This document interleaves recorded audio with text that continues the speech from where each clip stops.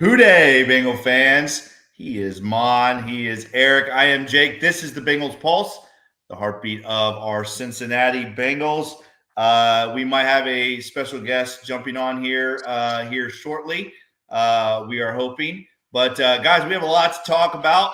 The roster has started to form itself.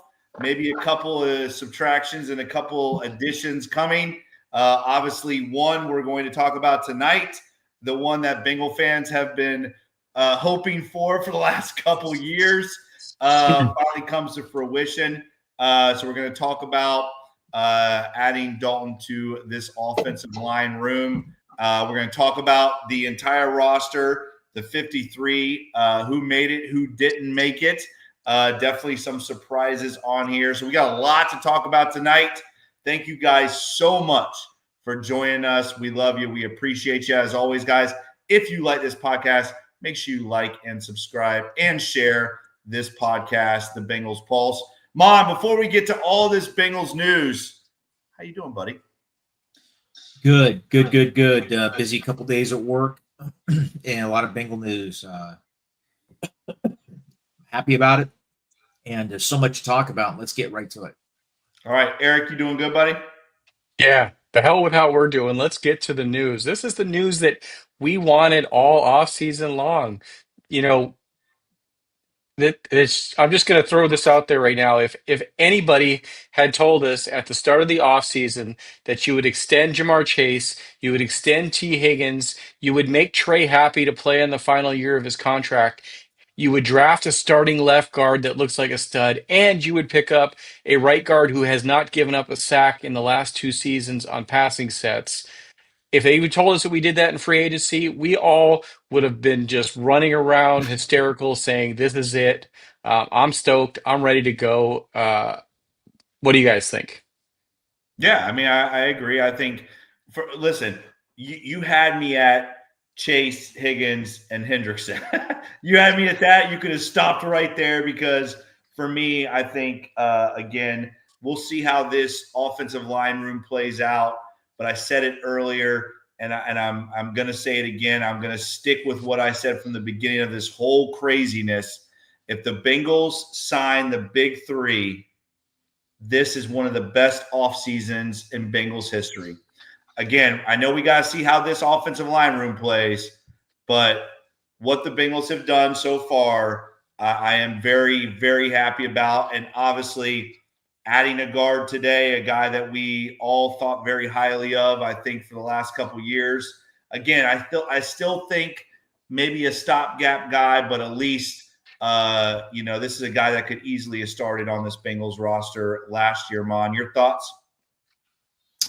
Yeah. When you have a quarterback like Joe Burrow, your franchise is supposed to do this. He's a generational quarterback. Yeah. Arguably top 3 in football. I think he's the best quarterback in football. You sign his weapons, you have arguably the best skill players in football. Adding Risner is awesome. Risner, I'm sorry, people want to correct me. He is our best right guard on the roster right now. He is. My question is he going to be ready week 1? He's our best right guard right now. Yeah, and that's saying something. We signed him 2 weeks before the season starts. That's a good thing. That's a positive. That's awesome. I'm happy. I'm happy for it. I'm not trying to be Debbie Downer. Let's just temp it down. I mean, on Twitter, everybody's excited. They should be excited. It's a great off season. He's not John Hanna. He's not going to come in and be he's going to be a solid upgrade. He is. I'm giving him his props. He's 10 times the player Lucas Patrick is, and that's why you have to be excited, because we were rolling with Lucas Patrick. That ain't Fitzpatrick. That's Lucas Patrick. I said be he's excited. The best right guard on the team. I said he's the best right guard on the team. He might be the best right guard we've had in years. I you know why I'm happy? You guys can say what you want to say. I'm sick and tired of 3 years of Dalton Risner coming to the Bengals. I'm glad it's over. I'm glad it's over. Thank you. He's here. And I want him to be amazing. But for 2.5, 3 years, that's all we talked about. The player, get him. Maybe we should have. We might have won a Super Bowl a couple of years ago with him. Hey, I'm glad he's here. He does make this team better. We have to surround Joe Burrow with good players. He's a good player. And I'm curious to see what the contract is up. It's going to be a 1-year deal. We're a better team with him on it. 100%. I'm not sure. We have a comment here. They're literally the same player. I'm not sure who you're talking about, but if you think Dalton Risner and Lucas Patrick are the same player, I think they're a lot closer than you think. I don't. I think they're pretty far apart. But I don't again, think so. Dalton Risner. This is a stat. He has allowed 0 sacks over the last 2 regular season, and he has played. Lucas Patrick wasn't playing. Dalton Risner has been out there not giving up sacks. What was Lucas Patrick's stats last year? They signed him because they're playing money ball. He gave up no sacks last year. He did have some injuries. Guys, he's a better player. But don't make him into some first-team All-Pro. He's not. He's a good player. He makes the Bengals better. But everybody on Twitter, I'm glad he's here. Don't get me wrong. He is an upgrade. But, man, if you guys are expecting some elite level play, you're not going to get it.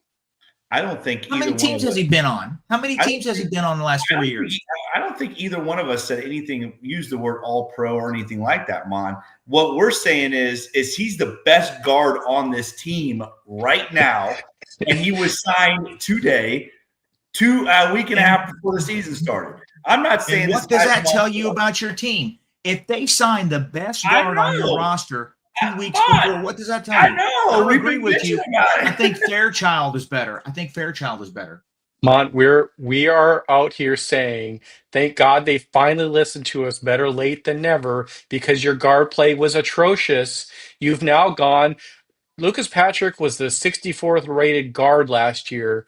He was not. He played 11 games. Dalton Risner gave up 0 sacks over 2 seasons. Lucas Patrick played 11 games. Eric, I'm not. I just said it 10 times. He's an upgrade. I said it. No, he's an upgrade. He is an upgrade. I just don't think he's an upgrade. That's all I'm going to say. I mean, my point is this: the way some people talk about him, he should have a $60 million contract locked in with the team. He's not. I think he's bounced around the NFL. We have to temper it a little bit. Yes, he's an upgrade. He is an upgrade. Listen, he is not. I don't think he's the second coming. I'm just glad that I don't have to watch Lucas Patrick be a starting guard. Right. I don't think he's going to be an All-Pro or anything like that. But I mean, he is. Jim Hill in the comments. You know what he is, Mom? He's the flex seal when your boat has an effing hole in it. He's the flex seal that comes in and patches it. He's not going to be our guard for the next 5 years, but you know what? He's going to come in. And he's going to be a lot better than what we had on the roster. It's similar to when we talk about the defense. I agree. We don't need the defense to be the top 10 defense. We need to be top 17. We don't need Dalton Risner to be the top guard in the league. We need to be him to be top 15 right guard. Iron Man. I just said he's the best right guard on the roster. He is an upgrade. He is. He really, really is. I guess my message is getting misconstrued. A lot of people are making him into some upper tier guard territory. He's not. He is better than Lucas Patrick. He is good. Yeah. I'm glad he's on the team. I don't think, and a lot of hype around him. And again, I think he's a lot better. Well, we'll agree to disagree, but I think he's in a different league than Lucas Patrick. But we will agree. So let me tell you why. Listen, I want to tell all of you. You guys have to understand where Mon's coming from. He bought a Lucas Patrick jersey, and now Mon has this Lucas Patrick jersey hanging up in his closet, and he's never going to be able to wear it. Hey, you sent a text in our group chat when Lucas Patrick is doing this, okay, and you go, "That's Mon's guy," because you know he's concerned. Mon is sick. I'm telling you, Mon. I think Mon. I just think him and Lucas have a connection, and Mon's pissed. I get it. There you go. I would be pissed. You guys, somebody tweeted Zim. I just want to say one last thing. This is arguably the best offensive line Joe has had in years. It ever, is. maybe I potentially. think we can all And agree. it is. And you guys, I am excited about that. I really am. I really am. But I still want the Bengals to keep on moving heaven and earth to find that long-term solution at right I know. guard. I know. Might be So next year, let's might be the year Listen, after. dude. And Mon, I'm joking around, but obviously I I know. agree with you. And we have Right. bitched about this all off season. Right. I think that's why we are happy. I'm pissed that it took this long. This solution should have been rectified a long time ago. But let's talk a little bit. so Let's super chat first. Let's get a okay. super chat So first, Eric. this is we talk about long-term solution, and Nanan's got a super chat saying the starting right guard should be Jalen Rivers, and we were going down that line, and we were actually talking about it in our group chat today. What I think this does is it instantly upgrades your depth and gives Jalen Rivers time to develop into that long-term solution. I do agree. I think Jalen Rivers is the right guard of the future, but he didn't play as much right guard in college, so you have to give that guy time to develop. And what better way to do it than to bring in a proven starter that can go out there, hopefully play the first few weeks. And, if he struggles, then Jalen Rivers can come in, but you've added a depth piece and you've now given Jalen Rivers that opportunity to learn and grow. Thoughts, guys? Yeah. No, I mean, first of all, Nan, thank you for the super chat. And I agree 100%. I don't agree with Jalen Rivers being the starting guard. Mon, it's so funny, right? Because in our group chat today, somebody text, Eric text, I think Jalen Rivers is going to be the starting right guard. And I put in there, that's a scary thought, right? And that's not a hit on Jalen Rivers. That's a hit on two rookie guards protecting the golden arm.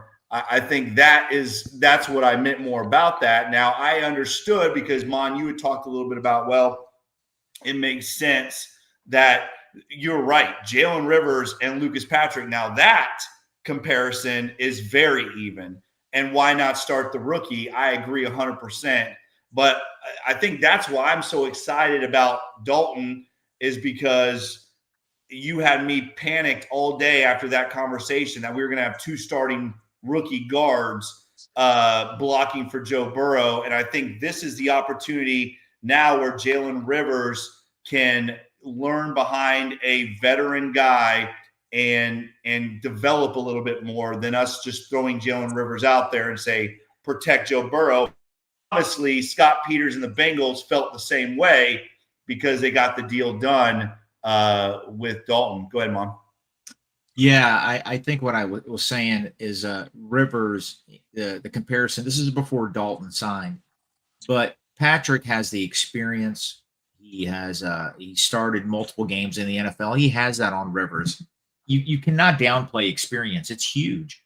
But Rivers, physical wise, youth wise, athletically, is a big upgrade physically over Lucas Patrick. And my philosophy is, maybe it's naive of me. They both have pluses and minuses. I would rather roll with the guy with the higher upside. Yeah, there's going to be some glitches. There's going to be some false starts. Maybe he gets your quarterback hit a couple times. But physically, he is so much more stout and bigger than Lucas Patrick. Why not just roll with Jalen Rivers? I hate to compare teams. The Steelers started a second and fourth rounder last year all season on their offensive line. They did pretty good. All right. Okay, so a third and fifth rounder, it's not that big of a difference. Hey, let's roll with them. Let's see what's going on. They're only going to get better. All right, but hey, we're not going to have to do that now because Risner is going to be on the team. Proven commodity, like somebody said. He is a good player. He makes the Bengals a better team. And guess what? Rivers can learn from a guy that started a lot of NFL games. He has, and that's a good thing. I gotta say, I just love our listeners so much. These comments are so great because we're getting all these Roadhouse comments. Obviously Patrick Swayze playing the Dalton character in Roadhouse. You guys are just so awesome. I mean, pulling out the Roadhouse stuff is just classic. You guys are awesome, guys. Let's talk about the rest of this roster now and what it looks like. Right, so. Rosters came out, not a lot of crazy stuff. I'm going to throw some stuff out and then I want you guys to talk about it. The running back situation, just what we figured, right? Chase Brown, Taj Brooks, Samaje Perine. We'll talk about the practice squad here in a little bit.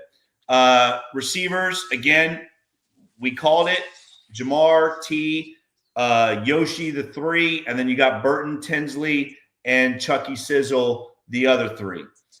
5 tight ends right now, guys. Now, I don't know. I'm not sure who was cut, and if anybody on here knows whose spot Dalton took, let me know. But we had 5 tight ends going into this thing, which, Mon, you and I talked about could be a possibility.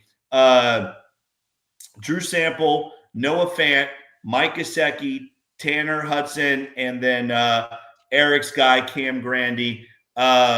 Those 5 tight ends. Tanner's my guy. What are you talking about? Those 5 tight ends there. And then they originally kept 8 offensive linemen. Obviously, now they've added Dalton. Not sure, again, whose spot he took. But if you guys know, please let us know because I'm very interested to know that. Whose spot do you think he took, Mon? Do you think he took an offensive, maybe a tight end? They're heavy at tight end 5, and they're heavy at defensive tackle. So it's going to be one of those. Could be kid from Arkansas. Is the what's his name? Gregory. It could be him or Grundy. Gregory. I think the coaching staff loves Grundy. They love him. Grandy. I call him Solomon Grundy. Feeling dandy with Cam Grandy. Come on, Grandy, that's their slogan. My nickname for him with my kids is Solomon Grundy, the villain from DC Comics. Okay, so yes. Cam Grandy, he's probably going to make the team. He's probably safe. It's probably going to be the defensive tackle, the extra Cross or Gregory.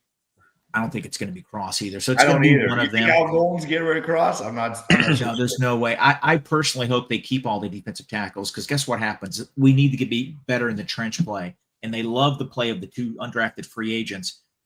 I would much rather have the trench players stay and let Grandy get waived and potentially revert back to the practice squad. That's what my preference would be. I would rather go heavy at defensive tackle, but they're not going to listen to me.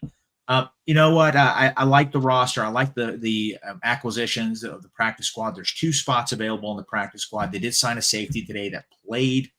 I think one now, right? Because one now because I think they did sign a safety. So it was 14. They signed a safety. That's 15. So I think there's 1 spot left. So I thought that made it 14. I thought that made it 14. No, they signed a quarterback. They signed the quarterback. Rippon made it 14. Yeah, Rippon made it 14. But I guess I am with you guys. I think it's Cam Grandy, to be honest. I think Cam Grandy is a guy that will probably revert back to the practice squad. That's why they left that 16 spot open. I could see it be a Cam Grandy. I don't know if they're going to get rid of any of these D tackles, Mon, because I don't know if they feel comfortable enough getting rid of any of those guys because maybe they don't feel like they have that secure yet on the defensive side of the ball. Let's jump to the defensive side of the ball. And a guy, Mon, that I talked about last night, PJ Jules, he makes the roster. Again, we don't know if he would have made it because Dejon Anthony had to go to IR. Not sure which one of those. I still think Jules probably makes it over Anthony. That's my opinion. DJ Ivy makes it. Marco Wilson makes it. Shaka Hayward is that 5th linebacker. Howard Cross, Al Golden's guy, and Eric Gregory make it. Any surprises, Mon, with anybody making this defensive roster? No, the biggest surprise to me was the long snapper. And going into it, I mean, it's all been solved today, but they only had 8 offensive linemen up until the signing today. Yeah. So getting back up to 9 is huge. Carrying that extra defensive tackle is big. You have 11 defensive linemen. That shows you what the coaching staff thinks of the talent on the defensive line. Yeah. I think they love their undrafted defensive tackles. I think they love those guys. They flashed a lot. And, if we have seen anything these last couple of years, the Bengals defensive line has been pushed around, punched in the face, and just washed out, and teams have gashed us. And guess what? They got McKinley Jackson. I know he's in the doghouse a little bit. They got TJ Slayton. They got, these other guys. They're bigger and stronger at the point of attack, and that's where they need to be, especially when they're about to play a team with good offensive line in the Browns. So, the long snapper thing surprised me a little bit, going heavy at defensive tackle. I still think I don't think they're done roster building. I don't think they're done. I still think they're looking, and I know they did sign a safety for the practice squad, but that's in flux. That's a very fluid situation there. Yeah, They did. But sorry, Jake. They did put in a claim for defensive tackle Jordan Jefferson from the Jaguars. The 49ers had a higher waiver priority and were able to claim him. So they are still trying to make some tweaks to even that defensive tackle room. So could see more things. Yeah, that's interesting because they had talked about that earlier, and defensive tackle was a position brought up by some of the local media guys. So very interesting to hear that they were trying to again, Gregory Cross. I just think Cam Grandy right now, you release him, he's going to make – nobody's going to pick up Cam Grandy. I think he still can make the practice squad.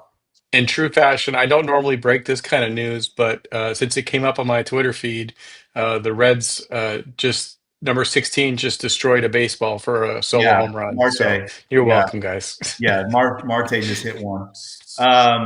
Shohei Ohtani tried to throw him a fastball. He destroyed it. But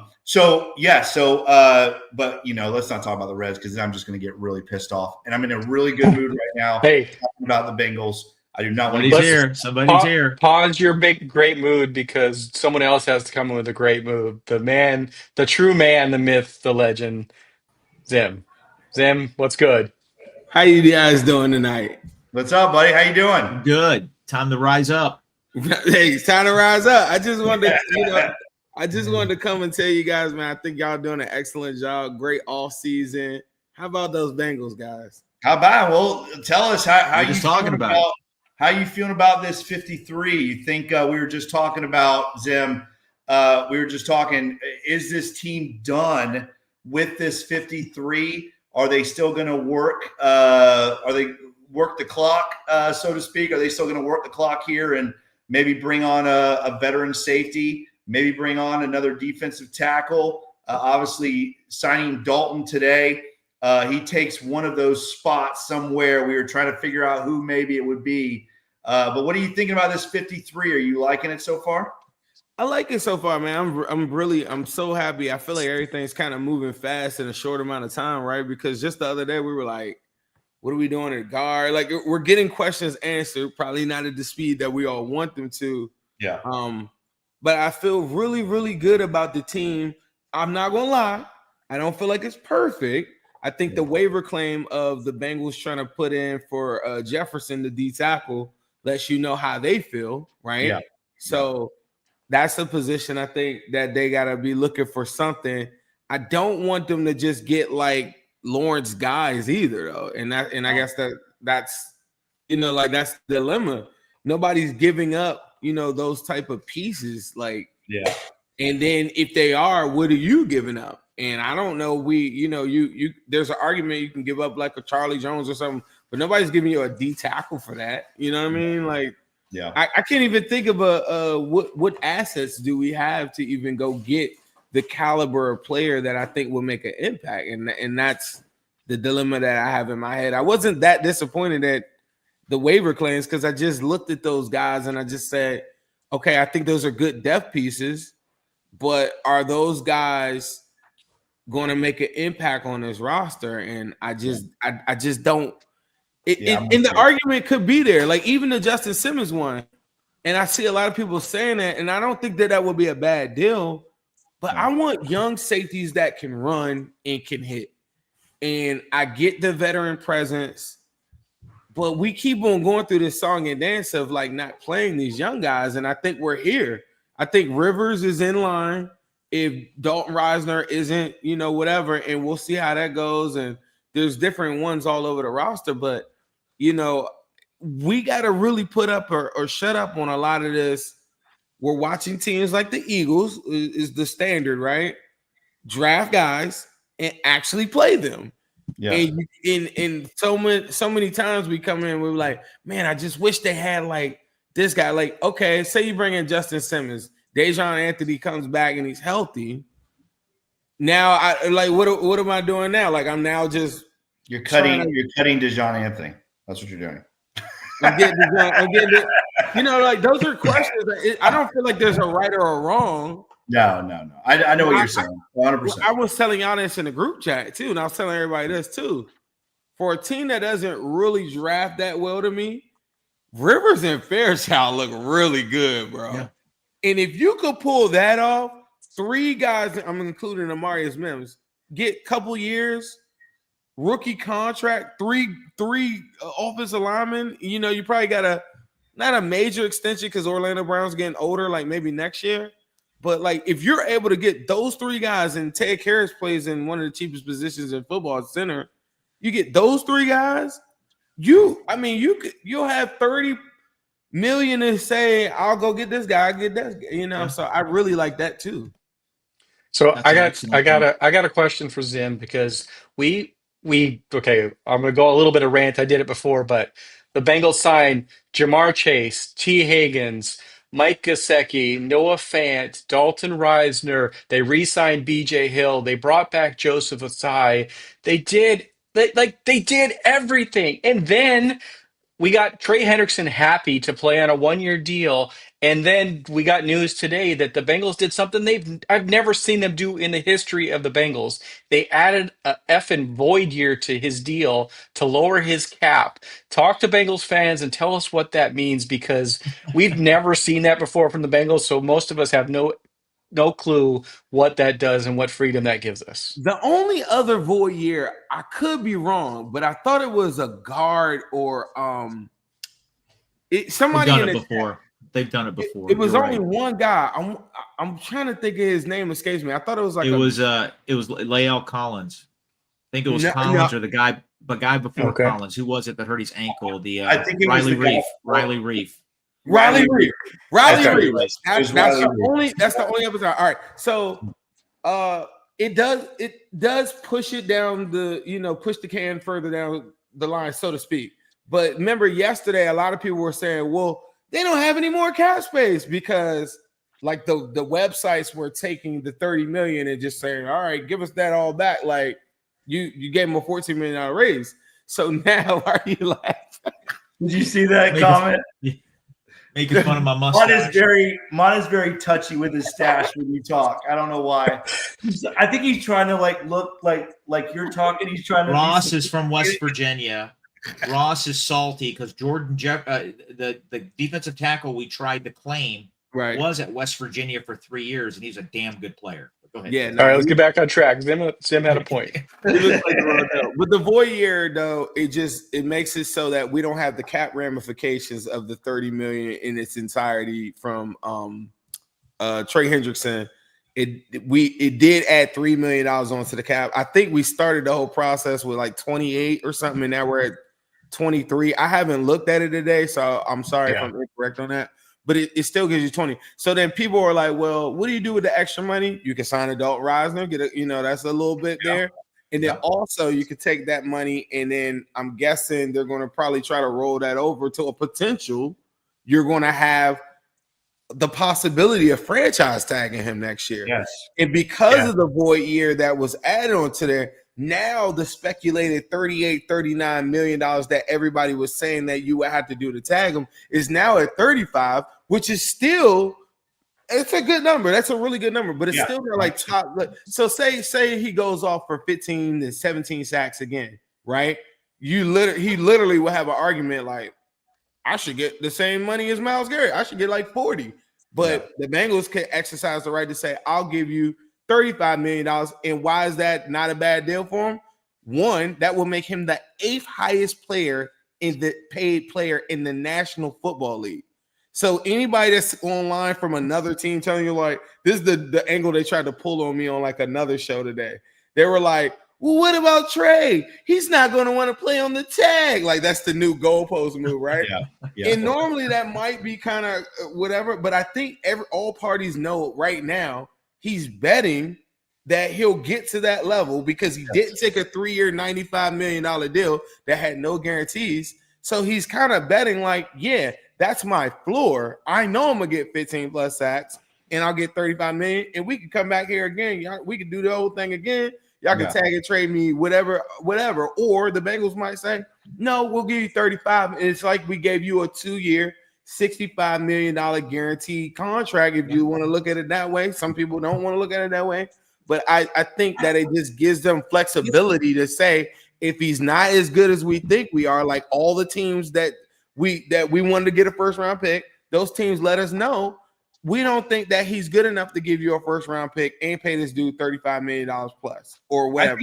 I think that's how Trey's approaching this. Honestly, this might be my opinion, but I think that's how Trey is approaching this whole thing. Is he's thinking, listen, I'm going to go out, I'm going to get my 30 mil this year. I'm going to ball out, and then after I do, sorry, my light keeps going off. After I do, I'm gonna force the Bengals to tag me. I think he's expecting that, because now that 1 year, 30 million guarantee becomes, like you said, 2 years, 65 million guaranteed. And I think honestly, I think Trey Hendrickson is expecting to ball out, and he's expecting the Bengals to tag him. The way the Bengals set up this whole contract, it says that's what it says. It says that the Bengals are going to wait and see how he performs, and if he balls out, they're going to tag him. And again, I think if he does ball out, that's what's happening. Mon? They gave him a $14 million raise. They didn't have to give him a nickel. All right. Yeah, I get it. They gave him a $14 million raise. He even said that in his little press release, and that's one thing. Like the Bengals could have said, hey, Trey, we'll give you a $5 million raise. Hey, man, you deserve it. How about going to $21 million? They could have said, you don't like the deal that we gave you or whatever, then sit out. They could have said that and then threatened, because think about this, walking away from 16 million. I know that I'm not rich, and I know that this guy is rich, Trey Hendrickson, but 16 million is still 16 million, even if you feel like it's underpaid. Right. And this is how, and to Jake's point, if he really, really was scared to get tagged next year, he would have took the 3-year 95. Like I just like him not taking that. I don't know if that's an agent thing, just saying I can't. My pride won't let me take a deal where it doesn't have guarantees, because I just witnessed TJ Watt and all those guys get their guarantees, and I feel like he's like, well, I would be stupid to take that, but I think it's stupid that he didn't, because we all know that the Bengals would honor that, even if Trey had like 10 sacks or something like that, and he had an off year and he got hurt. Do y'all really think that they will just pull out on a contract year 2 and just say bye? Absolutely not. We saw Sam Hubbard, and I just noticed Zim Moneybags Houday, love it. Zim changed his name to Mike Brown, love it. We saw him with Sam Hubbard. They didn't walk away from him until it was too late. I've been on Team Trey. You guys know that. I got the jersey autograph here. I've always been on his side. I just want to say something about the Bengals here. They basically doubled his salary. He was going to make $16 million this year. All right. And it's up to $29, $1 million incentive. I mean, he's a 6th highest paid defensive end right now. You're right. He's going to gamble, bet on himself. If he gets 15 sacks, hey man, franchise him. That's the smartest move for the Bengals. Pay him $37 million next year. That's a home run, 35, whatever it is. You know what? And guess what? If he gets another 17 sacks, hey man, guess what? You just made another $40 million the third year, if you want to. And we talked about it the other day. The guy's made $85 million as a Bengal. 85. Think about that. I don't know, but all these lot of money, bro. Oh, that's a lot of money. His career earnings is $98 million. Oh, wow. Well, let me just say, all these incredible, intelligent comments, and T. Brookie once again with the best, most intelligent of them all. I don't know why you didn't put it up there, Eric, because it's just perfection. T. Brookie, Jake is so hot the lights are going to explode. He's talking about they're sweating. It's not talking about anything else. No. Let's just go back to the fact. No, Eric. No, Eric. No. Don't try to get away from it. Listen, I can get away from that comment real fast. You need to get a better air conditioner. One last victory lap for Mon, just to remember, Trey Hendrickson is no Carl Lawson. We didn't have a Bengals Pulse Yeah. back then, but Hey, I want you to know. Mon was I really said upset. that. Zim, I said that. When we signed Trey Hendrickson, I was like, ho hum, like, wow, that's an overpay. $50 million. I thought he was a creation of the Saints defensive line. A lot of national guys sort of insinuated, said the same thing. I wanted Carl Lawson. Hey, man, that was the worst take on planet Earth. I'm glad I was wrong. Man, me and Ace had just interviewed Carl probably 6-7 months before. I had a pretty good relationship with Carl where I could like message him different stuff. Funny guy, great guy. When Trey was signed, I always kind of played the patience things with him because when I don't really know, like I never really saw him like that. So like, and I think a lot of our fan base, and I'm not saying that this happened to you, Mon. No, this happens a lot. Is like we don't get these big name guys a lot of times, or whatever the national media is thinking. Our front office is showing you they do not know anything about that. I'm telling you, I've sat next to them at least 3 games. Not trying to brag in a suite, but Go on, do it. In a suite. Jake's been in a couple suites himself, so don't let me. I'm not here to out-tweet you. And I probably have a better airplane pillow than you too. Yeah, I sit next to Billy the plumber. It's all good, man. Go ahead. Hey, you're sitting next to me at the Jags game. Am I the plumber now? Plumbers make a lot of money, man. Yeah. I'll pay you. But look, I've sat next to them and I've observed, like how the granddaughter, sure, does watch the game. Everybody else writing notes, no phones. No TV. You can have a TV on. TV's not on.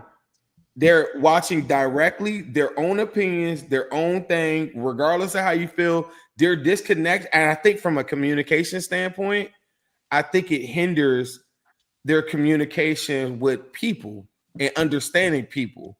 But from a football standpoint, they are really looking at this thing like if you were in a factory plant. No cheering. Like a touchdown happens or something, a jotted note, 28 scores. You know what I mean? Like I really study how people like kind of whatever. When we won the game, they walked off and just went, and one person gave one little fist pump, and that was it. Everybody else walked off like it was nothing. And you can say, man, they're just so like, so whatever. But when it comes to some of these situations, they're really using every bit of functionality of what the CBA has put in place from a franchise tag, how contracts are worked, and the human element does come in when they give you a verbal. To Mon's point, they said, yeah, we would come back here and offer you a contract. We never said we were going to give you guarantees or anything like that. And to show you that we're not complete assholes, here's a pay raise, right? And everybody around the league, you notice everybody's like, I saw a reporter say, they waited 6 months just to do that. Then I'm on another show and they're like, that's just a Band-Aid. Like nobody knows what to think because it's so different than what everybody else is thinking that their team would do. And I think it's a good and it's a bad. It's bad a lot, but it's something that makes the Bengals very unique that you'll be like, we know how this is going to go in a lot of these situations. Like you're not going to win a lot of these arguments with them, bro. Going to be a series of 1-year contracts. He keeps on producing. He's going to keep on getting paid. And I know to some people that probably seems like a negative, but in some cases it probably would be. But for a defensive end that's in his 30s, I don't think that is a negative. I think this is a win-win for both the Bengals and Trey. He keeps producing. The Bengals will pay. I'm with you, Zim. I'm going to be honest with you. Turning down 3 years, $95 million, to me, it's crazy. It really is crazy. Whether it's guaranteed or not, the 4 of us all know that Mike Brown rarely, I'm talking about, you're talking about doing that void year, Eric. I'm telling you, it's rare that Mike Brown is not loyal, at least into the second year of a contract. Now, the third, maybe I get it, but there is no way you could tell me that Mike Brown, if Trey comes out and got 12, 15 sacks this year, there's no way Mike Brown is not paying the second year of that contract. The only thing that would have happened, like say, God forbid, something like a Sheldon Rankins situation, right? Then I think we would have a real conversation. Right. But from a business standpoint, non-fan perspective, I mean, do you want to pay somebody guaranteed 30-something million? Oh, they said one of the hangups was in year 2, it was 23, I believe, and then 39 on the third. So the third is like fool's gold or whatever. Like, so I guess they were front loading some of the cash. But to me, I'm like, it's the same money. Like, I don't know. That's the part that I'm very unclear on. I would love for his agent to like expand on that or something like that. Well, but I'll be honest, when you guys, because I was at practice when all this was going on. So I got in the car and my phone had like 60 something messages on it when the Trey Hendrickson stuff all happened. And the first thing I saw was that it was a 1-year deal. And I know Eric was doing something too. Eric wasn't by his phone.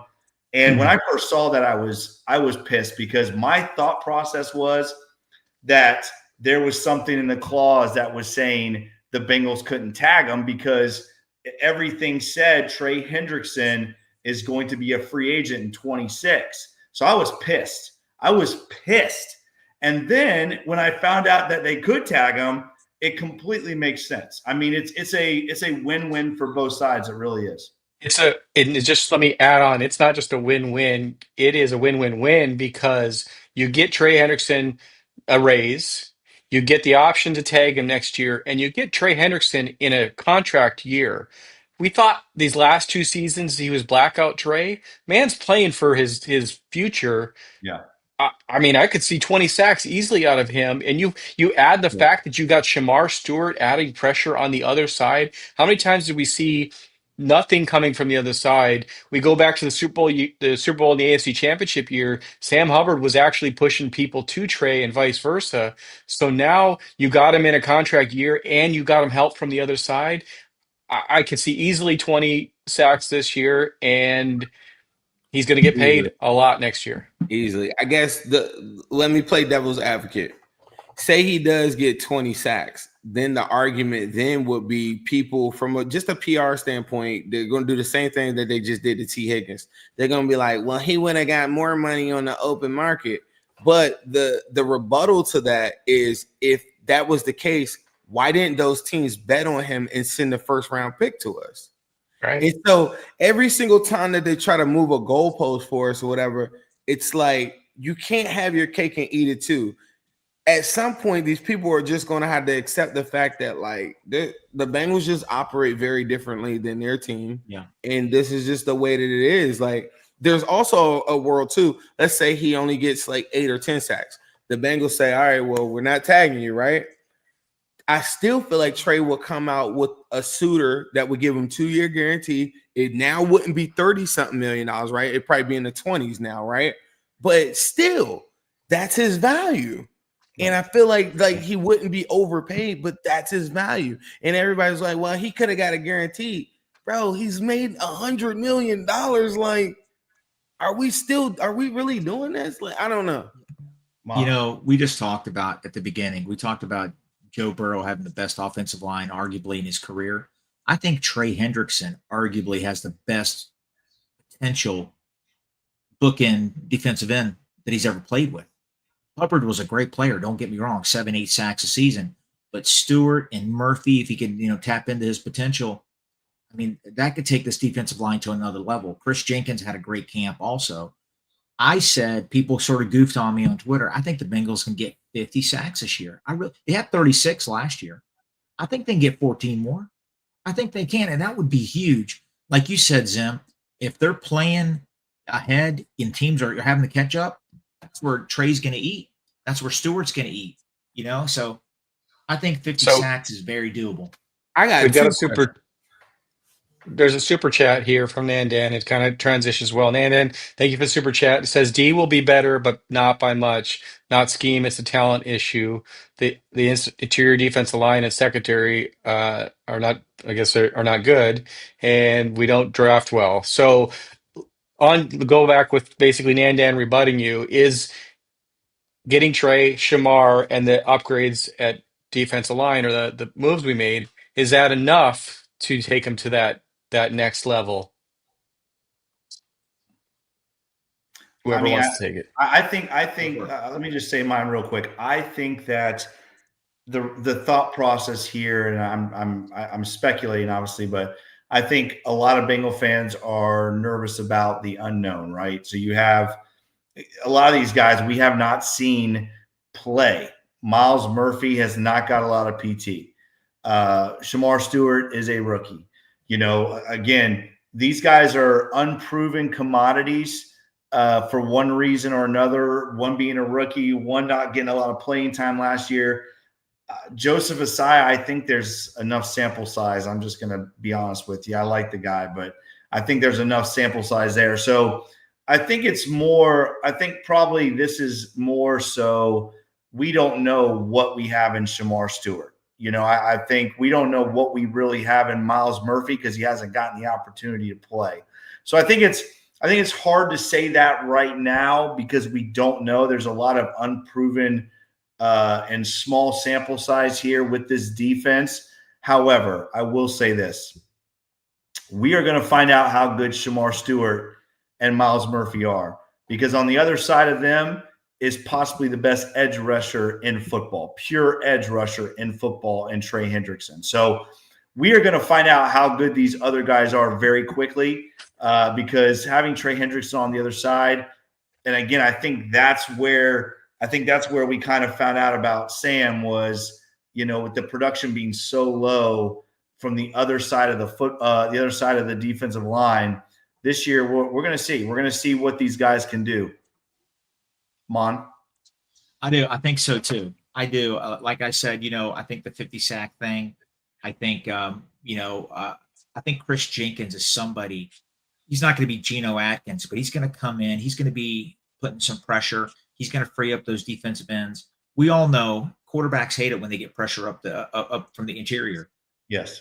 50 sacks is going to happen. And it's not always sacks. It's quarterback pressures. Hey, man, have Pat Mahomes, have Josh Allen, have some of these guys rush a couple passes. Guess what? That's going to be an interception. That's going to be an incompletion. Guess what? That's a punt. That's another possession for Joe Burrow. That's what I'm looking for. I mean, I was joking the other day. What did I want to see in that one Commander game? I wanted to see the Commander punter punt the ball 12 times. That's what I want to see. I want to see other teams' punters on the field. Yeah. All right. So we've said this many, many times, and I know everybody's getting in here. We're talking about 50 sacks. We're talking about being a dominant defense. I think you guys are wanting a top 10 defense. We were the 25th ranked defense last year. I've said it all along. We don't need to be top 10. Anything top 20 gets us to a bowl. Zim, does signing Trey and the moves we made this offseason get us in the top 20 on defense? I think so. I think if you look at 2022, Bengals were the 17th ranked defense, and I feel like that team was like damn near unstoppable. Like I don't know if people have just erased their minds from that, and then Burrow comes back 2023, gets hurt. You know what I mean? That wasn't that long ago, and so people, you know, around the football world are like, "When are y'all talking about that one Super Bowl?" Where Bengals fans never talk about that run because we understand like it was explosive plays, inconsistent play, but 2022 was a roster. And when you really think about that team, it was the 17th ranked defense. And I feel like that team was unstoppable. Now, think about this. Now you've added Risner, probably the best offensive line Burrow's ever had, like clearly, right? And I would venture to think that the offense is better in 2025 than 2022. So now I'm like, if they're 15, 17, 18, anywhere around there, they're a 2 seed. Agreed. We've shown that. Agreed. Like if they're anywhere near top 10, 12, it's a 1 seed and the Bengals lose like 3 games tops. Like Yeah, that's I agree. how this looks. And anybody that's thinking that sounds crazy or weird, just look at the scoreboard last year. The Bengals were scoring 30 a game, and everybody's seeing those moves. And think about it. Everybody wants to ask us about the defense. What about the defense? What about the defense? It's because they don't want to talk about the offense. Because everybody recognizes when they set up their fantasy football, Chase Brown is like one of the first running backs to come off the board. You know what I mean? T. Higgins, Jamar Chase, Gesicki, Fant, all these dudes now. So now the offense is so that even better. No wonder y'all don't want to talk about the defense, because now you know that the Bengals are scoring, instead of scoring 30, probably are scoring 35. So now you're telling me like it's really simple. Like and for the longest, I don't understand why people are not. Well, they don't pay attention to our games last year. All those games are like 3-point losses. Yeah. You know, all of them, right? Except one. Two plays. Honestly, 2 plays away from possibly winning the division. Really, you win the 2 games against the Ravens off of kicks, not deep. Like the defense wasn't good, but 2 kicks. Yeah. You win the division, and they don't go to the playoffs. That's how small the margin is on all of this stuff, and people witness that, and then they'll come back now and be like, "Yeah, like the defense is so terrible." Like I get it, but I kind of don't, because when you really look at these games, it's not that crazy to say that the Bengals, even you have to factor in the offense into that equation. If the offense is a little bit better, which everybody kind of thinks that they are, Burrow's now projected to go for 5,100 yards. You got to think now these teams that screeched out wins. Think about it. The only game that the Bengals lost by over 1 score was a game that we were up in the 3rd quarter with. And we were tied 17-7 with 1 minute left, in the 3rd quarter. And that team was the Super Bowl champions. Yeah. Yep. That's the only game that the Bengals that lost by more than 1 score. Yeah. Yeah. You know what gets me? I mean, just real quick, I want to ask you guys a question about Risner, but I'll die on this hill. If Alex Kappa was healthy in the 2nd AFC Championship game, we go to the Super Bowl again. That was a huge loss. He was playing at a solid level. And that's when he started going downhill, because he had that leg injury. But those games you're talking about last year, hey man, 1 more punt a game, we win by the other team. 3rd and 15, you're supposed to get off the field, and Lamar converts. 1 more punt, we win the game. Just football's so crazy, man. It really is. Let me ask you about Risner. You think he's going to be able to play week 1 with no camp? What do you guys think? Go ahead, Jim. I do. I hope so. He's a vet. I mean, I think that's why you bring a vet in, right? Because it's a guy who has been there, done that. I mean, that the guy stayed in shape. If he was younger, I would say probably not. But a veteran like him, I will bet you that he will be ready to go week 1. Now, I don't know if he'll start or not, but I'm pretty sure the reason they brought him in was to not sit on a bench. I would think that he would. And I'm going to turn over to Zim real quick, but I do want to say this too. I think what a lot of people don't realize, Zim and Mon, is that the Bengals went 9-8 last year with the worst defense in the NFL. They went 9-8 with the worst defense in the NFL. 31st. Whatever, 32nd, whatever. It was the worst. It was terrible. If you even are half better than that, right? If you're 15, 16, good Lord, this team is a 1 seed. It's a 1 seed. It's done. Yeah, I'm with you, man. Mon was talking to us about the game. What do you think about Wait, real quick. What do you think about Risner? I mean, you think he starts week 1? I do. I do. I'm not mad at Rivers, though. I'll tell you that.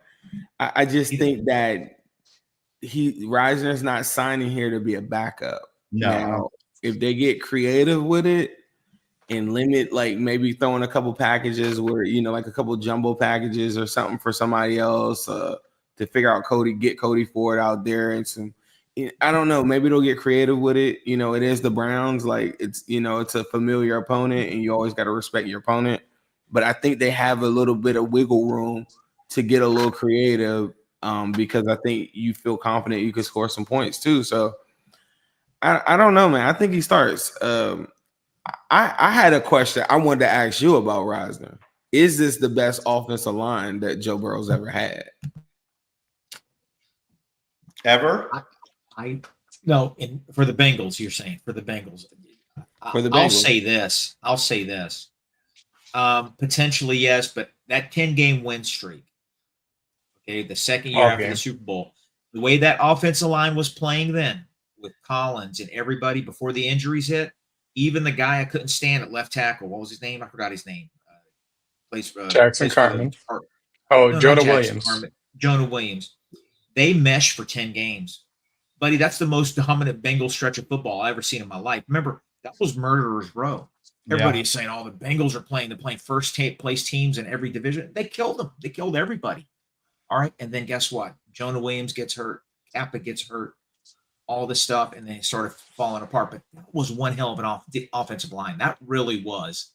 And but this group here, I think the tackles are much better. Yeah, Harris is solid. Fairchild, I'm excited about. I just want to see him in real games, see how he does. Potentially, this could be. I think that's the word I would use. Potentially, this is the best.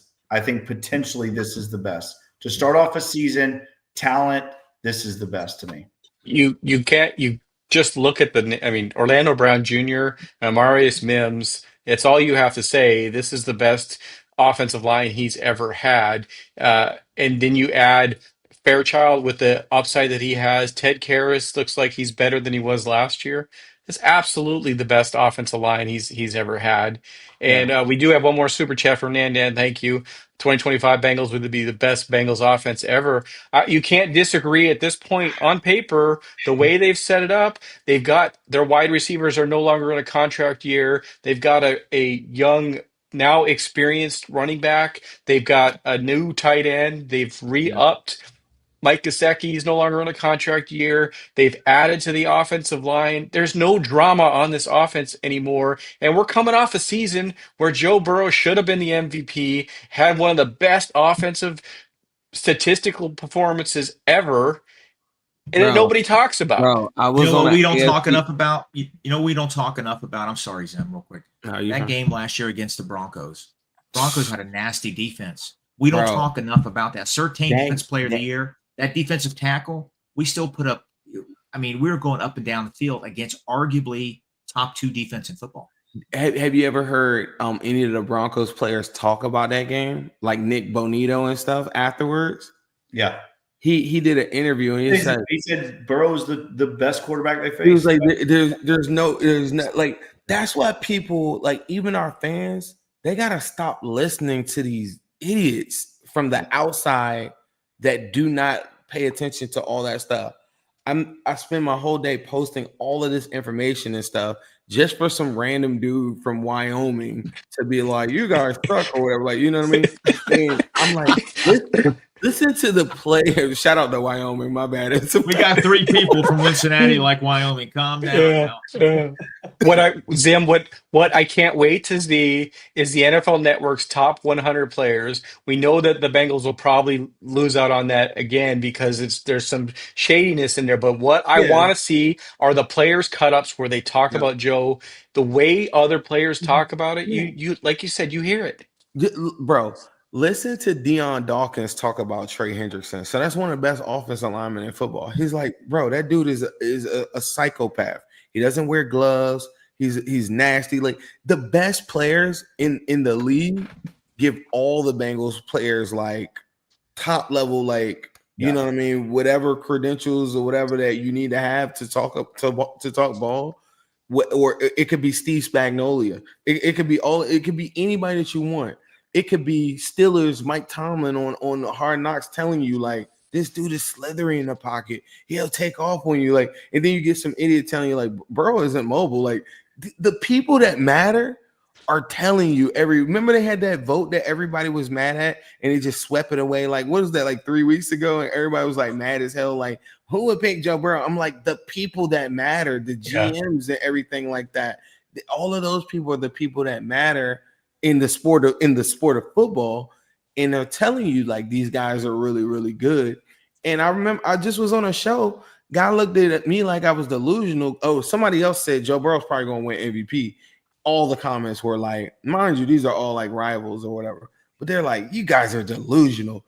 I'm like, this dude, to Mom's point, that Broncos game, if the Bengals would have went to the playoffs, just like if it was just one little half game, that game, we would have looked at that game forever. Like, to say that punched the ticket, season on the line, this dude went crazy on the number one defense in football and punched his ticket in, and then he went to the playoffs. Like, bro, y'all watch the Steelers and all them dudes get packed up and look like complete trash in the playoffs? Do people really think that the Bengals hot on a 5-6 game win streak or whatever that was, think that we would just, defense sucks, we're not going to, like, it. The last 5 games of the NFL season, the Bengals were ranked the 6th highest defense in the NFL by PFF. Yeah, so, like, this whole notion that they're just like some bums, I kind of like it, because I feel like all of the people that keep on saying defense, it's just like setting them up for like the craziest like wake up call that they've ever seen. There's no way the Kansas City Chiefs lay down against their most hated opponent, right? Their most hated opponent. They go out, they take a ass whooping by their most hated opponent. Why? Because nobody wanted to see the Bengals offense in the playoffs. Let me ask you a quick question. That would be like us letting the Steelers win to get into the playoffs in the final game of the year. Yeah. You would never do that. No. The biggest compliment to the Cincinnati Bengals and Joe Burrow. You guys agree with the statement? Steve Spagnuolo is probably the best defense coordinator in football. For him to say what he said to Joe Burrow, all these haters, if a Kansas City Chief fan gets on Twitter, starts talking shit, I'm going to say, hey, guys, why don't you ask your defensive coordinator about it? No. Ask your defensive coordinator about it. I got to add on to that, Mon. Do you guys? So he said you're the best, and he said outside of our guy. Do you think he threw that in there because he thought, oh shit, I just threw Patrick Mahomes under the bus, but he really believes that Joe Burrow's better than Mahomes? He knows Patrick Mahomes is not. Again, Patrick Mahomes is a great player. I don't want it to seem like I'm downplaying Patrick Mahomes, but he knows who the best is. It's the guy that has lit his ass up every time they've played him. Serious question. This is no disrespect to what Pat Mahomes has done in the NFL or anything like that. Bengals fans know this. I know that Pat Mahomes has won, the AFC Championship game and then the game that we just had week 2 this past season. Yes. In Joe Burrow versus Pat Mahomes, has Pat Mahomes ever outplayed Joe Burrow in any of those games? Nope. No. Never. No. Not even close. Now they'll take that soundbite and they'd be like, we got rings. That's not what I asked.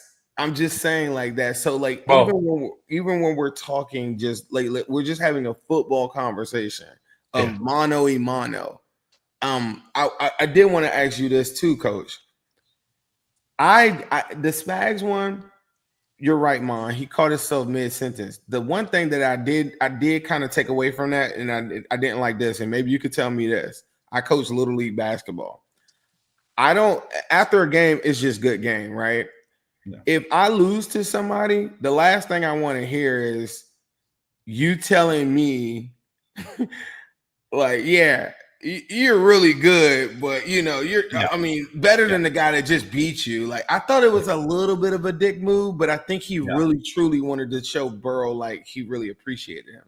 Yeah, like, it's kind of. Would you tell another team? Would you tell another guy like, yeah, my quarterback's better than your guy after we just beat you, but your guy's really good too? Yeah, I mean, obviously, you're going to tell the opponents, you're going to tell them they did great and hey, you're a good player and that sort of thing. But yeah, I mean, I guess it can be kind of taken that way, but I think it was genuine. Listen, if anyone in this league knows about Joe Burrow and what he can do to a defense, it's Steve Spagnuolo. I mean, Joe Burrow has almost cost that guy his job. Like Joe Burrow has ended defensive coordinator's career. He has changed the way organizations draft. And I mean, listen, he is one of those players, and thank God he's a Bengal. But I've said it from the beginning, there is nobody in this league that is at his level. There's just not. There's just not. It's Joe Burrow and then everybody else underneath him. This is the way it is. And just the last thing on that, it was a regular coaching thing. He went out to the guy to tell him, you know what, you're the effing best. And he caught himself and said, outside of our guy. It was never intended to be. He had to throw that in there. But I will say, they don't play each other. But you know what? Look at the Super Bowls that Mahomes has lost. Offensive line issues. Put Patrick Mahomes behind the offensive line that Joe Burrow has played with, and he has 0 rings. That's the difference. Joe Burrow makes gold out of nothing. I'll say this. I saw my quarterback. Go ahead, Mom. Sorry. Go ahead, Mom. I saw my quarterback in the divisional round get sacked 9 times and killed by Justin Simmons. I saw my quarterback get killed, hit 50 times last year, sacked 40. And guess what? He still put up those numbers that should have made him MVP.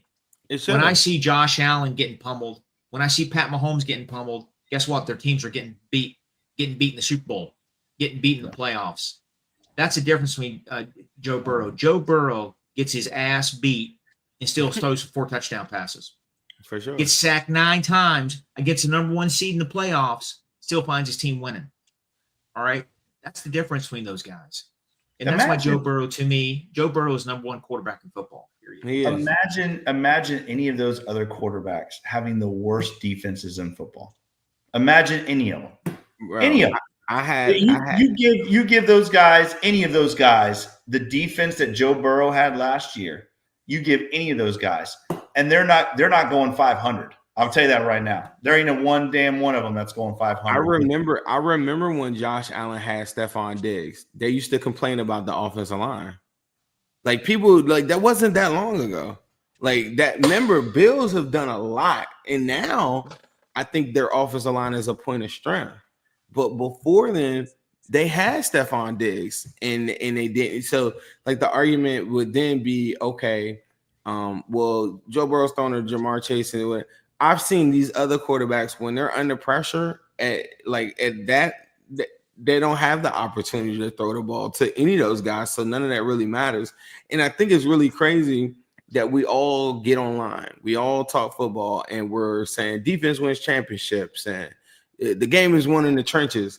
And then when it comes into a conversation about Joe Burrow, like there goes all out the window, and then the people that don't want him to succeed turn it into a 7-on-7 flag football conversation. Like we're just talking only wide receivers. Like they totally dismiss the trenches every time that Joe Burrow, conversation comes up. And it's insane. But the more and more I'm watching this stuff happen, I understand that people are doing this because they see him as a threat too. Notice we don't really get on the pod, or you don't go online and go check out what is Sam Darnold or like a random quarterback doing, right? Like you don't really care. Like I'm not looking for what did Geno Smith look like in practice. You ever notice how many people in the comment section as Ravens fans, even in this show right now, these guys follow me to all these shows, and they're constantly writing negative stuff about, oh, you guys have delusions, Burrow sucks and all this stuff, right? But they don't go to a Steelers pod and do that. They don't go on in the Steelers comments and do that. They don't do any of that stuff. Y'all at first I thought people were trolling me, but I kind of understand it because I find myself talking the most trash to the teams that I feel like have the most talent. So I'm good. I'm guilty of it too, right? I think the Ravens have one of the best rosters in the AFC, if not the best, right? So I find myself probably getting into some back and forth with them more than if a Browns fan says something to me, I'd be like, "You're poverty, get out of my face," like, right? Like it's not even worth my time. Sorry for him. But now but at least like I can have a conversation. Oh, you like Cal Hamilton saying, yeah, I think he's cool, but yeah, like now we're like, because I guess it's a bit of respect level that they come and they just bother us everywhere. instead of just coming out like men and women or like true men and women and just saying, you know what, you guys do have a real potent offense, and this is why I'm here to talk shit tonight. You know what I mean? They don't want to say that though. I don't know. Zim, do you think sometimes, maybe I'm just being a conspiracy theorist here or whatever, sometimes I feel like when given an opportunity, another defensive lineman is going to tee off on Joe? You know, I mean, look at the Commander game. I mean, those guys were, you know, they're out I don't want to say they were going to hurt him, but they're out to tackle him hard. You know, our guys just lay down their quarterback. You know, I sometimes feel like Joe Burrow, they know he's good. They don't want to hurt him, but buddy, when they get a chance to hit him, they're going to hit him extra hard. I see that. These people, let me tell you, Instagram is very different than Twitter. Players are on Instagram, right? And the reason why players are on Instagram, because they don't have time to write. They have low attention spans like me. They ain't reading all that stuff, not reading no articles, whatever, right? But what they do, what you can do, is see somebody talk a whole bunch of trash and see players like liking the pictures and stuff like that, or they have thoughts on it. And psychologically, think about it. We're in our phones. Them players see all that Joe Burrow stuff, and if you're a Ravens fan, a Ravens player, Steelers player, or whatever, I don't know if y'all seen the Steelers interview. The dude the other day said, "I want to beat Cincinnati." He ain't played a down in football. They said, "What team do you want to beat?" The running back for the Steelers. He said, "What team do you want to beat more than anything?" It was like the Bengals, and like these people are acting crazy, like this isn't a real thing. But the players, they get tired of seeing all this Joe Burrow stuff too. And when they got their shot, if they had the same shot that Jaden Daniels had the other day that we should have hit him, I'm not saying illegally, like just give him a hit because we're playing football. If they had that same shot, they'd have laid Joe Burrow out. And you don't want to know what they would have told us afterwards? We told you so. We told you he was going to get hurt, right? But if we would have did it to Jaden Daniels, then it would have become a Logan Wilson situation where they've been talking about rule changes in preseason. Like, and I'm not making this up. This is what happens to Bengals like every step of the way. If Burrow were to get hurt, you're going to see a million people say, "Oh, I told you so," because everybody's so infatuated with being right? They don't really care about the integrity of football. But if Jaden Daniels would have got hit in that same hit, then I'm like, the Bengals are dirty. Why did y'all do that in a preseason game when everybody knows that dude should have slid? I don't know what he was thinking. Their defensive coordinator, I told my barber, I'm in DC. I told him, I said, "You owe me a free haircut. Your defensive coordinator should send us a bag of cookies or whatever the hell we got out here. Y'all should send us laptops or something, iPads for the whole team, because we saved your damn season." If they would have knocked that dude out there the other night, he'd have been in concussion protocol and probably would have missed week 2, 3 or something with a hit like that. What was he thinking? I want cheap shots. I mean, I just want them to tackle the guy. That's it. I mean, you don't have to light him up, but Jordan Battle should have hit him. Zim, I'll tell you something I like. Man, I'm genuinely, and Zim, I know you are, but when there's a star player for another team that's hurt, man, that really makes me sad. I don't want no star player hurt. I don't want that stuff at all, you know. And I see you going out sending prayer, you know. And it's just, but some of these fan bases, man, I'll tell you what, man, they got some darkness in their heart. They enjoy it. I don't like. I don't want them to hurt anybody, but we should have lit his ass up. Well, that to me, that's football, and that's embarrassing. And I was pissed. I think that's one of the reasons why I went on a rant about our safety position. The Bengals should have lit his ass up. That is football. Instead, you let him walk in and then celebrate and do all this nonsense. They should have, because he put himself in that position in preseason game. It's on him. It's not on us to protect their players. Just like Burrow running around like a crazy man. Yeah. He deserved to get hit too. Somebody should have came up to him and said, "Bro, do you know how valuable you are? Why are you doing all this in preseason?" Our fans instantly were like talking about the offensive line. I'm like, no, what is Burrow doing? Once he broke out of the first tackle and he climbed out the pocket and it wasn't there, throw it away. Now it's free game. Now these people do not like the Bengals, bro. They don't. They have empathy for teams that haven't done anything. They'll tell you about how Shedeur Sanders deserves a chance and all this BS I got to read on my timeline, right? But Burrow, they just cut us short on everything that we're supposed to have. Like, come on, bro. He led the whole entire National Football League in yards, completions, touchdowns, and everything. and these people are telling you that he's not like who we say we are, and we had the 30th ranked offensive line in football and the 30th ranked defense. Like, what are you talking about? We took a 2-win team to a bowl, and these guys are playing with souped up rosters, most All Pros, most Pro Bowlers in all of National Football League. 8 years later, still ain't been to a dance, but telling us. Like, do you know how crazy you sound? You're telling me about what you did 20 years ago, as though like I'm gonna bring out a damn ring out to the field of play like it's a Mighty Morphin Power Ranger, and you're gonna morph up on Sundays or something. It's a defense mechanism. It's a defense mechanism because they see how close we are to dominating. They got to have this narrative because we don't have it yet, because they're scared once we get it. There ain't no turning back. This is a dynasty in the making, and they're scared of that. And you got to see it. They know we keep receipts. They're not ready for it. They aren't. We do have one more super chat before we get out of here. Go ahead. One last thing. I sent out a tweet once to the Ravens. I didn't even realize it was a backhanded slap, because it was. I mean, I didn't really intend it to be. I was given a compliment. Lamar Jackson is the best regular season quarterback, arguably, in NFL history. Regular season. He's 3-5 in the playoffs, and I said, enjoy it, and that was my way of giving him a compliment, but actually it wasn't a compliment. And you know what? I don't care what Joe Burrow is 5-3 in the playoffs. He's 3-5. Enough said. Burrow's 5-2. All right, we got to get out of here. We got Fuzzy Balls in the chat with a super chat. T. Higgins won the Natty in Santa Clara. He will win this Lombardi in Santa Clara. 2025 is our year. Santa Clara vibes. I'm all in, Fuzzy. Yeah, I'm all in too. Listen. You know what I also saw? We're gonna get out of here, but I also saw Fuzzy with a tweet that he was celebrating with some Midwest best, and all I got out of that was, I think the Cincinnati crew is going to be rocking a Midwest best come that Jaguars game. I think we need to meet Fuzzy Balls, and you got to show up just covered in tennis balls. Anything else less would be a little scary, but. Yeah, Fuzzy, thank you for that. I listen.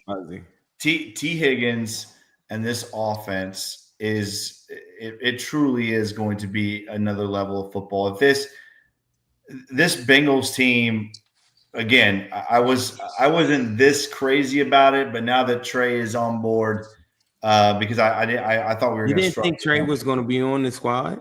I thought Trey was going to be on it, but I didn't want to jump to any of the Bengals, I'm projecting them to be this without Trey. But I can truly say now, with Trey Hendrickson on board, if this team stays healthy, it is the best team in the AFC. I don't care about rosters. I don't care about any of that stuff. This is the best team in the AFC. And we're going to see. We're going to see how good these coaches are. We're going to see how good these coaches are. We're going to see if Scott Peters and Al Golden and all those new guys can step up, because this team is built to make a run. But, again, in saying that, they have to start off fast.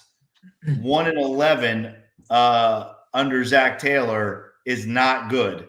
They cannot go 0-2 to start this season. We got Raven fans in the chat board. I love it. They're enjoying our comments. Well, Zim needs to check on Aaron Butler, because we haven't seen him in a while. But all I'm saying is Joe Burrow's playoff record is better than Jackson's. That's a fact. Lamar Jackson is not in Joe Burrow's league, so they can say whatever they want to say. He is not in Joe Burrow's league. He's not. He is not in Joe Burrow's league. He's just not. Zim, thank you so much. We got to get out of here, but Zim, thank you so much for joining us, man. We always love having you on.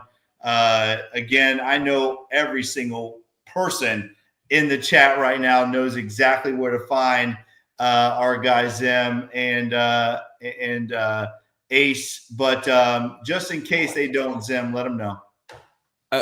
I'm Zimhude. You'll see me around. Hey, follow Bengals Pulse. All right, Bengals Pulse 9. Right on. It's just the Bengals Pulse now. It's Bengals Pulse. We changed it. Just all right, but even on Instagram, is it just the Bengals Pulse? All right, changed cool. it too. Also, I wanted to say shout out to King Shiesty, who is probably one of the best editors like in the world right now. Right, it's totally taking over TikTok. This dude has gone crazy on there. And he gave us the receipt video the other day. We're keeping all of it. We actually have a whole committee behind the scenes that we keep track of a lot of receipts. So King Shiesty is one of the guys that makes sure that we keep these people accountable. They don't like that, so then they call it shit talking or something like that. But I'm like, no, it's just accountability. You don't see that. Like, I'm not coming on shows and saying, bro, we're gonna win the Super Bowl. Like, I think that we have the talent to win the Super Bowl. I know it's really hard to do. So, but don't get mad because you're saying crazy stuff and people like King Shiesty are cooking up. And then you got Jake and Mon and Eric here. Just keeping it real. Like, we're giving you factual information, and that's not our fault, bro. Hey, listen, I just want to say before we sign out, I know we're about to leave, long show. Zim, you just said something a few minutes ago. I mean, you acknowledge Ravens got a great roster. They got a good team.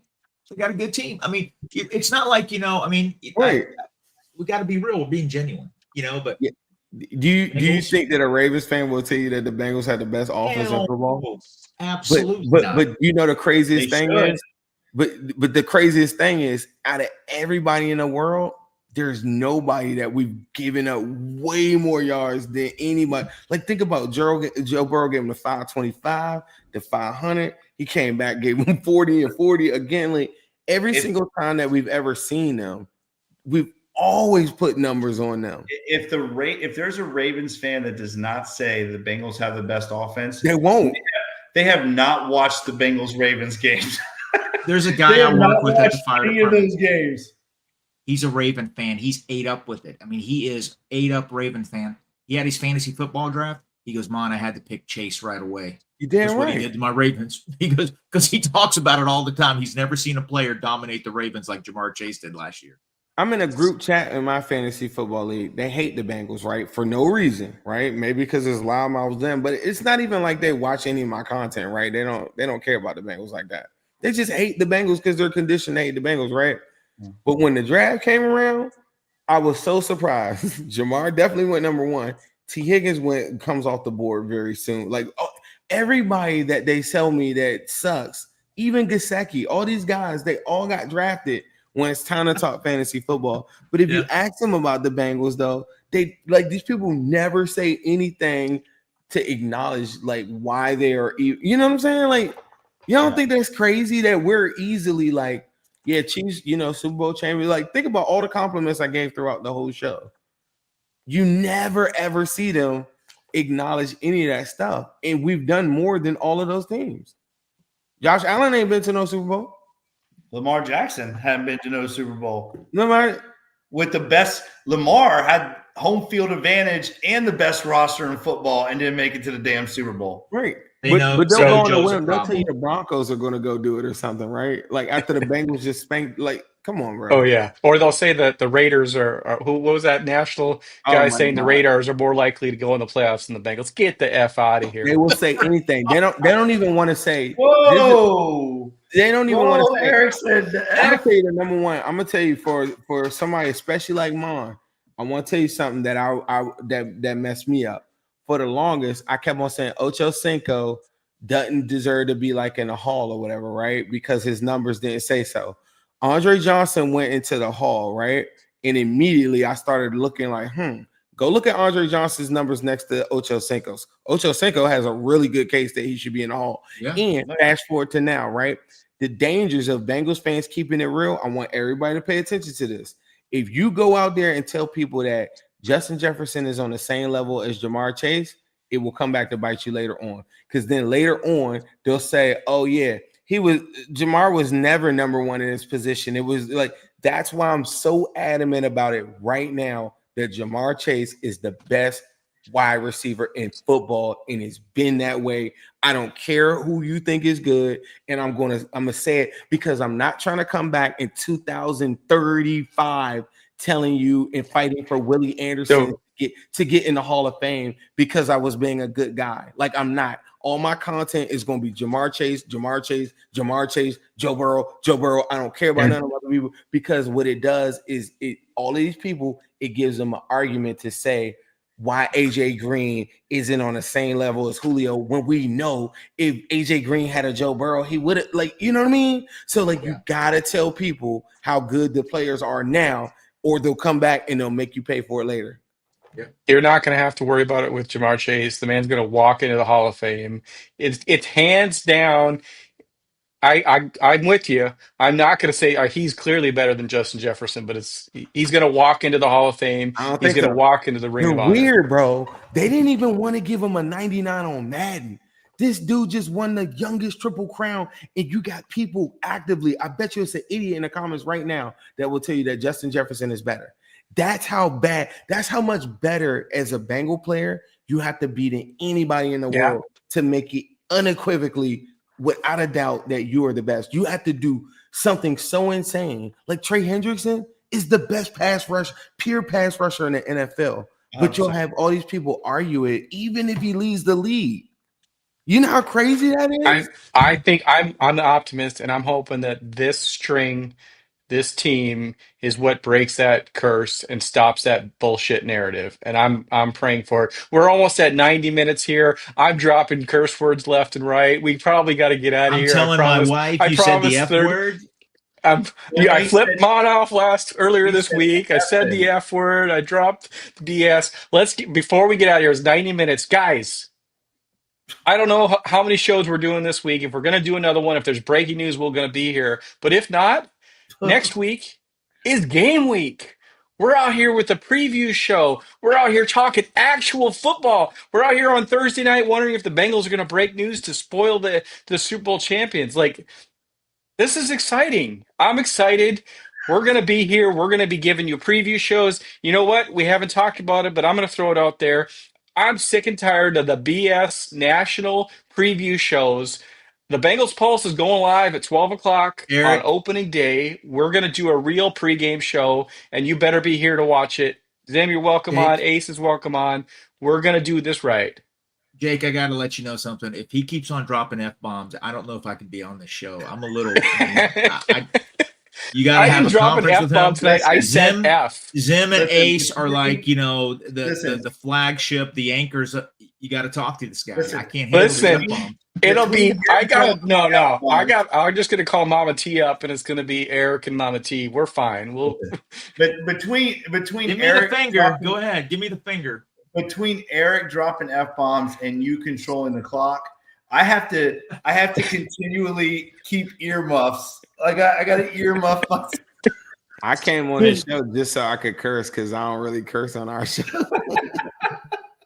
We've had like almost 300 episodes, and Eric has gone off. Eric, you're hitting the bottle. You're on the sauce, dude. Yeah, Eric's off the rails. Eric is off the rails. Listen, I didn't even actually curse. You guys need to go rewind and listen.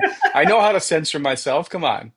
I hear Tim and Nicole at the they're creating a new hot wing sauce for you. Oh, okay. What? So would that would be like it's mild 6 days of the week, and on Sunday it's super spicy? We'll talk to him when we see him. All right, guys, I gotta go. Tim, thank you once again for jumping on, man. We really appreciate it, guys. As always, thank you guys so much for being here tonight. We love you. We appreciate you. We got the best listeners in the world. Truly, we mean that. We appreciate you guys so much. If you like this podcast, make sure you like, share, and subscribe to this podcast.